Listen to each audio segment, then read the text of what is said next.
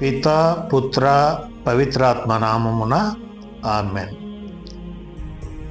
ఒకానొక భక్తుడు తన కలలో సాతాను సామ్రాజ్యాన్ని చూశాడట. సాతానుడు తన సామ్రాజ్యములో గల ఆయుధాగారాన్ని ఈ భక్తునికి చూపించి ఒక్కొక్క ఆయుధము గురించి, దాని గొప్పతనము గురించి వివరించసాగాడట. నేను గురిపెట్టి అనేకుల మీద ఈ ఆయుధాలను సంధించాను. నా ఆయుధాలకు బలి అయిన వారు కోట్ల మంది కలరు. నా చేతిలో మోసపోయిన వారు గుంపులు గుంపులు ఉన్నారు అని గొప్పలు పోతూ తన దగ్గరున్న ఒక్కొక్క ఆయుధం గురించి వివరించసాగాడట. మొదటి ఆయుధం, ఇదిగో దీని పేరు ధనాశ. ఈ ఆయుధంతో ఆకాను, గెహాజీ, యూదా ఇస్కారియోతు లాంటి మహామహులను పడగొట్టాను. ఇదిగో ఇది రెండవ ఆయుధం. దీని పేరు వ్యభిచారము.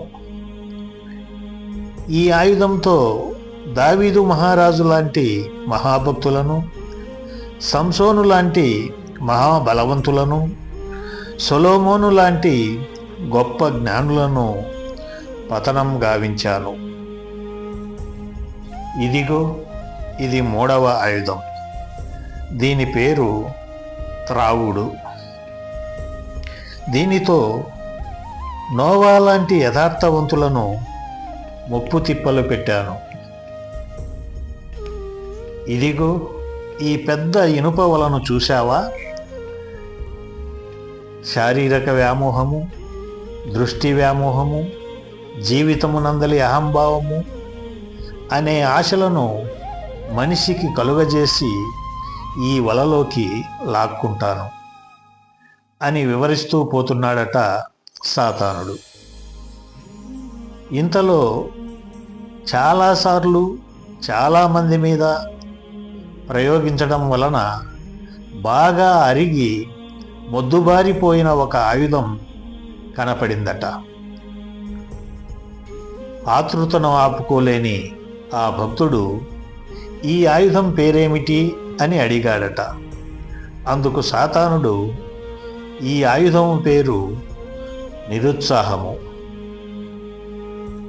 నేను పై తెలిపిన ఏ ఆయుధానికి లొంగని వారు నిరుత్సాహము అనే ఈ చిన్న ఆయుధానికి తల్లడిల్లుతుంటారు.